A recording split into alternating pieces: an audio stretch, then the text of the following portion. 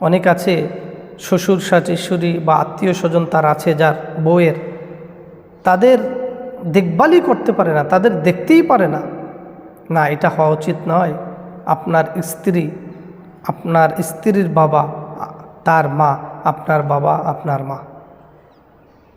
যদিও জন্মদাতা নয়, কিন্তু স্ত্রীর বাবা হিসাবে, স্ত্রীর মা হিসাবে আপনাকে সম্মান করতেই হবে। স্ত্রীদের আত্মীয় স্বজনদের প্রতি আপনি সম্মান করতে হবে, আপনাকে সম্মান করতে হবে। আপনার ভালো লাগুক না না লাগুক, তাদের যদি কোনো দোষ ত্রুটি থেকে থাকে সেটা তাদের সামনে না বলা, আপনি আপনার মতো করে চলবেন।